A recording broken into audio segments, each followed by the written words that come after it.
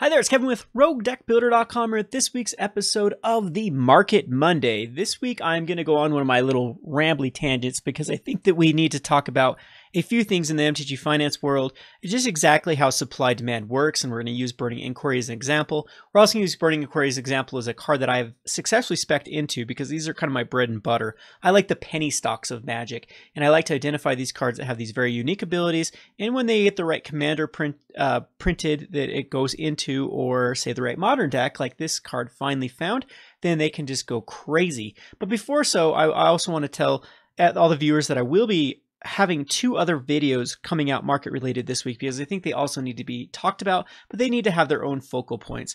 Now, the first one being Pauper. Pauper was very successful this weekend. We've also seen a lot of price spikes in the form of Circular Logics, Ash Barons. Funny story, we actually got into Ash Barons around $4 and sold out around $8.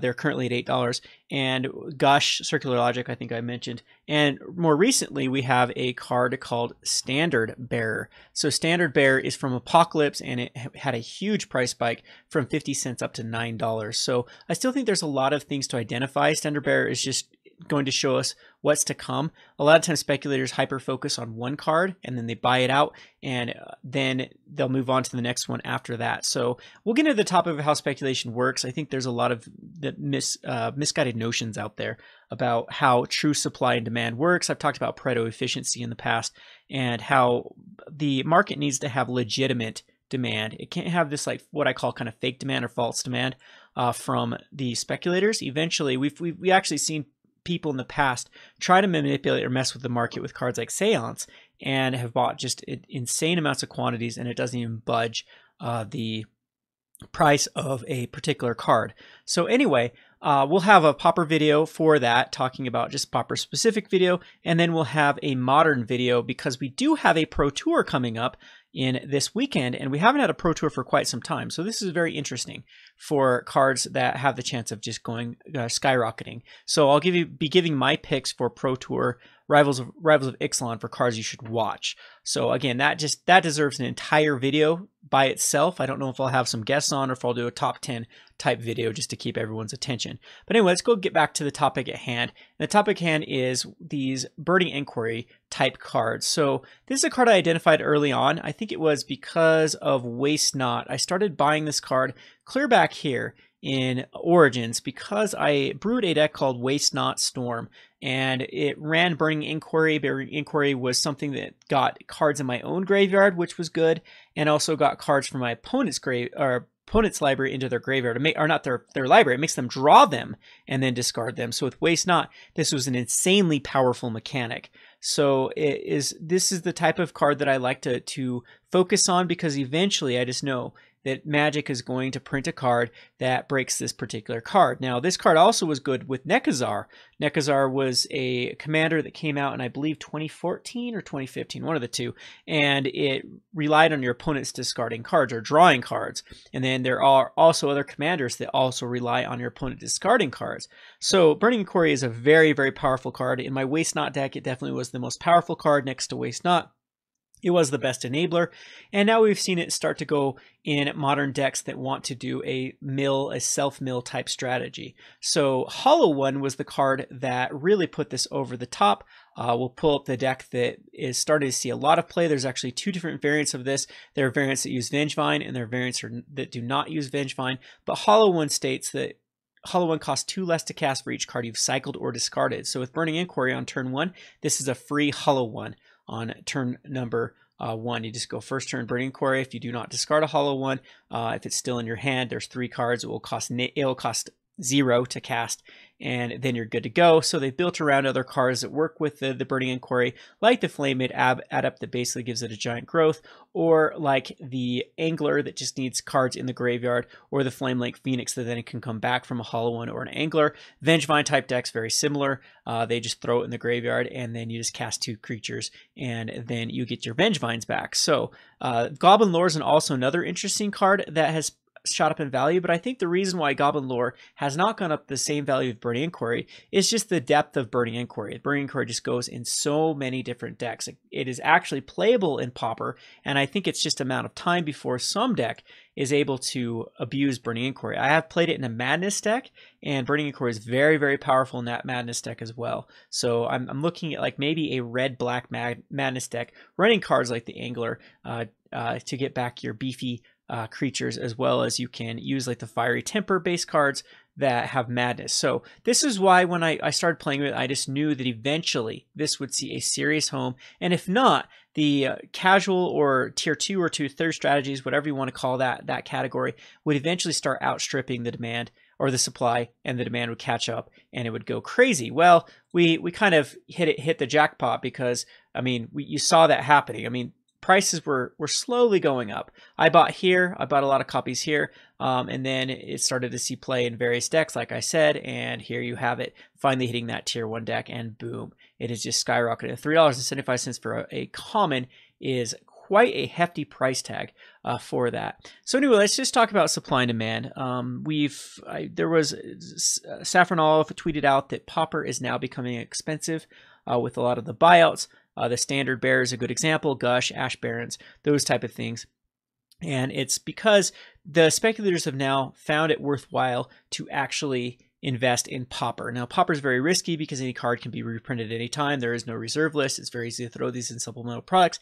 However, with the dual decks being completely eradicated now, they actually switched dual decks out for the new event decks that are going to be standard. I can't remember what they call it, challenger decks, I think is what they called them, whatever the hell they called the new standard stuff. It's going to give us a less opportunity for reprints in Pauper, or just commons that need reprinted. So this leads us to commander sets, and we still do have just these random box sets that come out, and we do have master sets that can easily reprint these type of cards. So I do think going forward that the Pauper format will get hit hard with reprints, but there still will be a huge opening.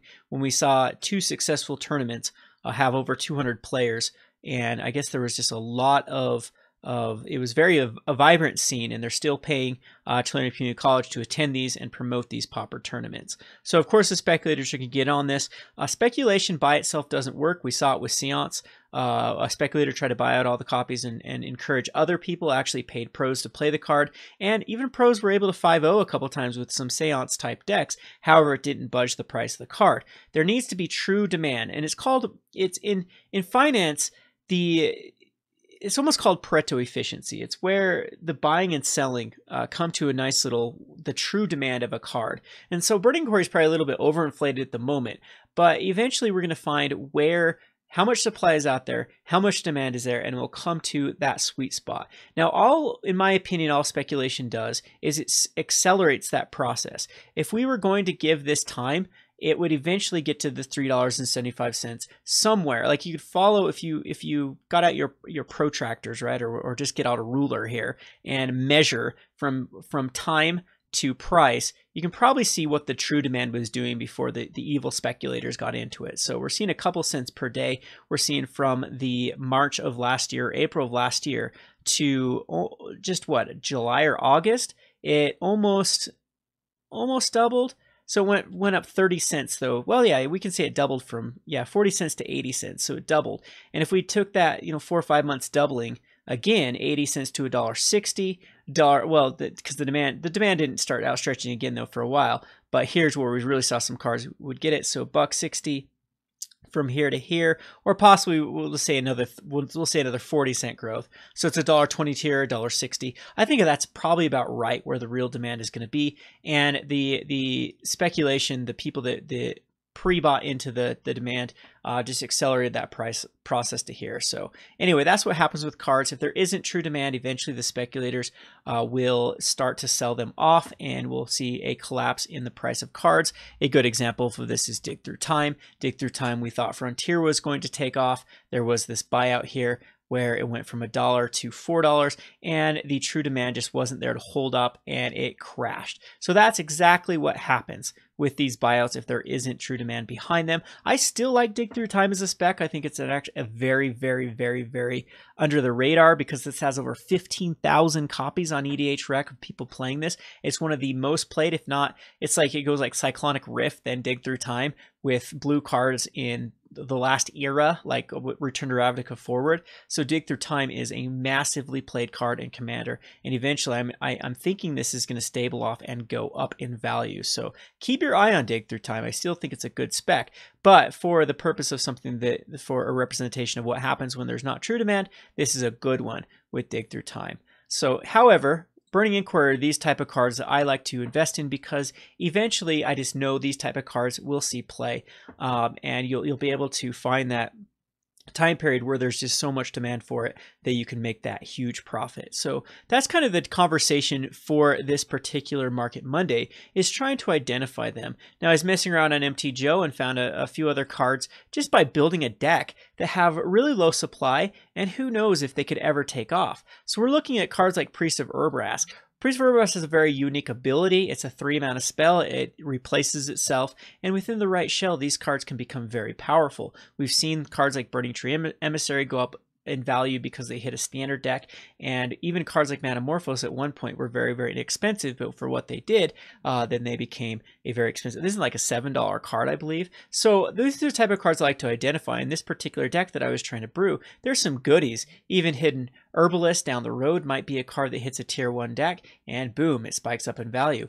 Devastating Summonings, this card has at one point gone up in value because it has such a unique ability in a format where go wide is really, really powerful, or just these hyper aggressive decks that go wide are powerful. Devastating Summons is a great finisher, and this card could easily just double, triple, quadruple in value with the right when everything kind of comes into just the right meta occurs. So anyway, Haze of Rage, a storm card. Every time storm is one of those mechanics that is completely broken, and this one is no exception. Creatures you control get +1/+0.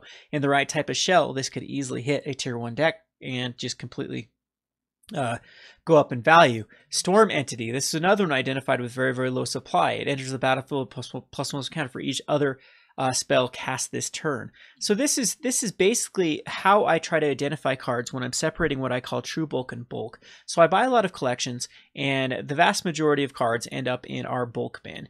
And then we try to find ways just to unload the bulk. You've seen our Gone Rogers before. You can see that massive pile of cards. You will never find a card with a unique ability like Storm Entity or the Priest of Urbrask or Haze of Rage go in there. Bulk is something that 100% already gets outclassed by another common. There is no way, no how the card will ever see play. I also put cards like Naturalize in there, or even at this point we put Negates and Dispels and things like that. Tormenting Voice is another one you can find in my bulk bin, because there's no feasible way for me to sell those cards, because by the time they'll actually start to, the demand will outstretch the supply. New supply will be printed. So Magic has got into this rhythm of printing these cards, these staples is what we like to call them in every format. Every draft format needs a Naturalized type effect card, and oftentimes they just decide to go with Naturalize. And that's how Tormenting Voice, we saw Cathartic Reunion, that one's actually very unique. Tormenting Voice is now something that is not unique. It has been printed like 5 times. So this is a good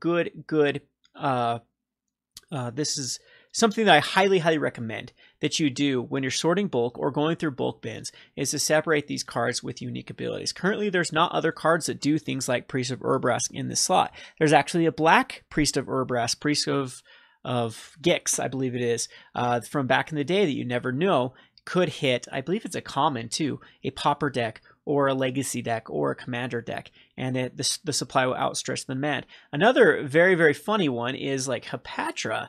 Hepatra was a card that spiked up a lot of cards that had any sort of -1/-1 ability. We saw tons of cards in green-black that were commons and uncommons from the eras where there was -1/-1 counters that just went insane in price in price because it went in a deck.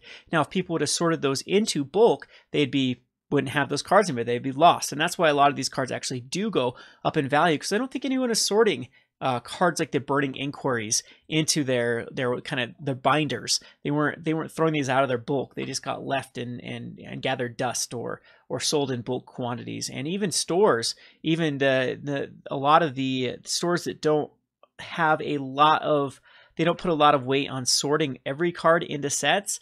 these things will rot as well, these commons. So definitely keep your eye on these type of cards. It's funny because there's some other ones in this particular deck, like the Edge of Autumn. Wow, this card's actually starting to see play. Someone thinks it's cycling sack of land.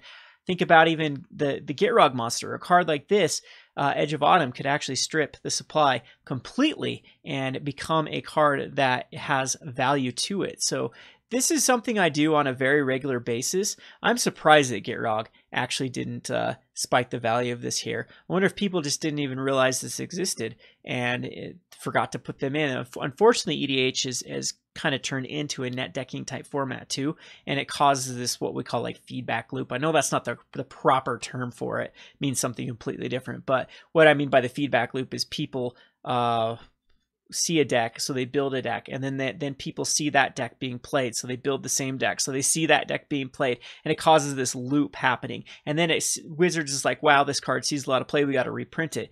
And it's just because the original people didn't put Edge of Autumn into their deck, and then eventually someone does, and then wins a tournament, and then those cards go crazy. So again, hyper focus on those type of cards that have unique abilities that things do not do. This is a card that surprised me because this was a spec a long time ago that I thought was, I actually think this is where I did spec into the big game hunter, was back here as well, because it was just a good way to kill the Thought-Knot Seer, because it destroyed target creature with power 4 greater with madness. And I was running in a deck that we needed ways to deal with the Eldrazi's, and this one was a really good one. So again, had a very unique ability with madness, had a very unique ability of coming into play and destroying something, and it just, you never know when these type of cards actually do see play in their format. So madness, another card that key with Burning Inquiry. So that's what I like to do. I like to set aside like specific mechanics. So look at Revolt for Math Revolt and just try to identify. Revolt's actually incredibly powerful. There is a lot of commons and uncommons and even rares that you never know. The Death Touch rare, or that's an uncommon, the Narnum Renegade, or even the rare, the one that becomes a 4/3 if you just crack a fetch land. Who knows if we ever have a frontier type format and then that becomes a very key. It's kind of like the Goif of that format, a turn 2 4/3 that you had to basically put no resources into. Then if you have cards like, I look at cards like Whiny Constrictor, even if that didn't say that for whatever reason that was the +1 counters did not see play. A card like Whiny Constrictor would be something that I'd be setting aside for, you never know down the road if you get this really overpowered type card that comes into play with, that wants +1/+1 counters, that comes into play and does something like remove a +1 counter, kill a creature, enters with 1 type thing, and now Whiny Constrict gives you 2 options with it. So in a vacuum, the card isn't very good by itself, but when you start pairing it with other stuff, this is another interesting one, the Flameleak Phoenix, that I'm keeping my eye on. If Fate Reforged just wasn't a set that had so much supply out there, and I can't remember if this was actually in one of those event decks back in the day. I think it was Flameleak Phoenix, but this is another card that I've been definitely keeping my eye on, because when it was in its standard format, it was just okay, but now the Ferocious with the Hollow one, with the Grimog Angler, just makes this so much better with like a Burning Inquiry type deck. So that's my challenge for everyone in the finance. If you watch my videos, if you are looking for other angles to invest, like we've got this rhythm in the finance community. There are a lot of people, I used to make a lot of the trades just basically on the cyclical pattern of standard rotations, of tournaments, of meta changes, things like that. That used to be my kind of bread and butter. Now, I really like these more unique cards, these cards that just didn't see a lot of limelight, just didn't see their time in the sun, and just thinking that, one day those cards, it will be one card that will take it to print and break them. So my challenge to you in this kind of shorter Market Monday is to, what cards are your Burning Inquiries? What card is the card that you are watching? You have a lot of these particular cards that you've spec'd into. If there's just one card in the future that reprints it, or if one card becomes good in the format, it's a great counter to that. What are your Burning Inquiries that you've invested in? So that's my challenge for you. I'll name a few of them. I'm all in on cards like Madcap Experiment with the Platinum Imperium. I think down the road will be a good one. I've invested in a lot of Devastating Summons because I just think it's in the foreseeable future, we're going to see an 8-whack type deck come back because it's very consistent on killing on turn 3 or turn 4. And the format right now is very Path to Exile, Fatal Push oriented, and not very much the Pyroclasm or Anger of Gods meta that we had that used to shut down that particular strategy. So again, what card are you focused on? What is the unique card from, I would say, back in the day that it just needs that one little push for it to be good? And yeah, leave that in the comment section, and then we'll discuss that in a future Market Monday. Now, be looking for it again. The Pauper video, the modern video will be coming out later this week. I think we have some goodies there. Again, I'll try to get on a guest speaker for one of those, and then we'll do a top 10 or one of those more defined rogue market type videos for that. I want to get back to getting more of the swing of the market end of stuff. I'm starting to get bored again with brewing, and so of course the finance usually keeps me interested when I'm not interested in brewing. So right now I'm all in on an MTGO spec. I'll be talking about that on the modern, and I have some goals for the channel. I have some goals for myself as well. I hit the gym today. Oh man, that was a terrible experience. I don't think I've been to the gym in about a year, and my arms and my chest are just dead. Chest back day today, try to do some pull-ups. I actually found out that even though I'm super skinny, I'm overweight and just none of it's muscle. So there needs to be some changes there as well. So again, I've got some nice little cliche New Year's resolutions, and the market side of things is definitely on those. So I hope you enjoyed this video, even though it wasn't very in-depth. Again, I'm interested in your conversation in the comment section below. This has been Kevin with Rogue Deck Builder. Thanks for watching.